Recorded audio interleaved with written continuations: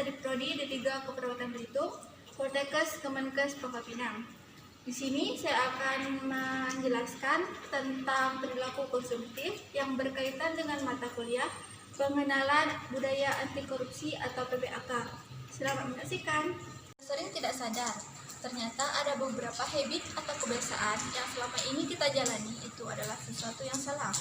Simple memang, tapi jika kita gali lebih dalam lagi, ternyata hal itu akan membuat kita rugi. Kenapa?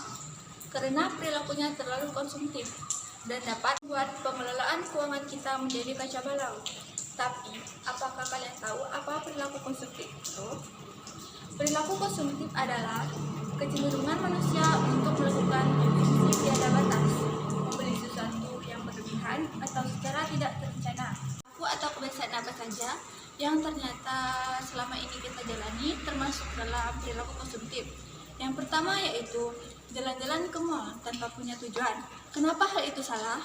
Karena kalau kita tidak punya tujuan, saat kita jalan-jalan, kita akan cenderung melakukan pembelian yang impulsif atau tidak terencana. Jadi, kalau kita jalan-jalan ke mall, tolong tentuin dulu tujuan kita ke sana mau apa, kita mau beli apa, mau nongkrong atau mau jalan-jalan aja, harus ditentuin. Kalau enggak, kita akan membeli barang-barang yang enggak kita rencanain, bahkan barang-barang yang enggak kita perluin. Membeli barang-barang yang tidak kita butuhkan. Jadi, kita sering banget membeli barang-barang yang enggak kita butuhkan, tapi hanya kita inginkan. Yang padahal, kita udah punya segudang barang-barang itu.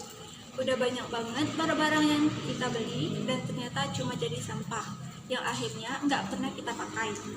Kita cuma lapar mata doang. Makanya kita setiap bulan harus atur lagi apa yang menjadi kebutuhan kita dan apa yang akan jadi keinginan kita. Jadi jangan beli hal-hal yang kita inginkan aja. Lihat juga fungsinya. Kita beneran butuh gak sih dengan barang itu? Harus dicek lagi. Dan yang ketiga yaitu kita sering banget ngelakuin hal ini dan tanpa kita sadari hal ini malah membuat keuangan kita menjadi terkuras. Contohnya, setiap hari jajan gorengan, jajan cilok, beli jajan ke Indomaret atau ke Alfamart, ditambah lagi dengan ngopi-ngopi. Setiap hari harus ngopi, bahkan ngopi ini bisa mencapai 2 kali dalam sehari.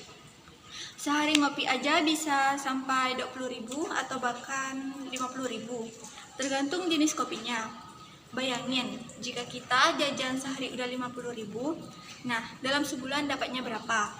Jadi sebenarnya hal itu merupakan pola hidup yang salah. Jangan keseringan ngopi, keseringan jajan tiap hari harus dibatasin. Misalnya, dalam seminggu ngopinya 3 kali aja. Terus beli jajan, buat di rumah atau dibuat di kosan, langsung aja belinya banyak. Kamu bisa ngemil atau makan di kosan atau di rumah. Dan jadi jangan jajan terus, jangan ngopi terus karena uangnya lumayan banget loh buat ditabung. Selanjutnya, kita sering banget punya mindset pinjam dulu uang tabungan, nanti gantinya kalau udah gajian, nanti gantinya bulan depan.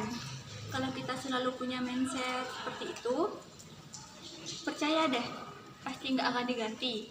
Pasti ujung-ujungnya bakal punya pengeluaran-pengeluaran lain.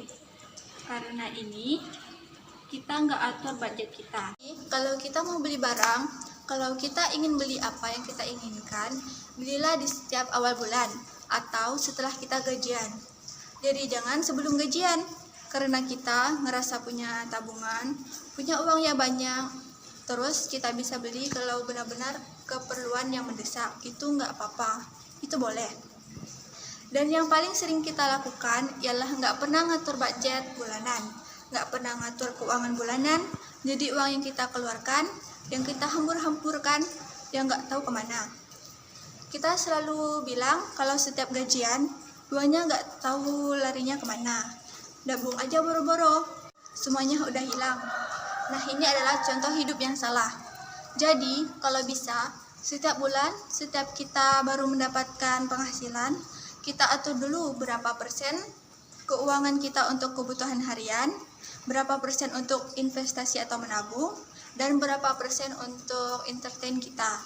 Dua aplikasi yang dapat kita gunakan untuk mengelola keuangan kita seperti Money Keeper atau bisa juga menggunakan aplikasi lain. Intinya, kita harus mengatur budget kita, pengeluaran kita. Nah, itulah beberapa kebiasaan atau gaya hidup yang salah yang selama ini nggak sadar kita lakuin. Terima kasih sudah menonton video ini. See you next time. Dadah.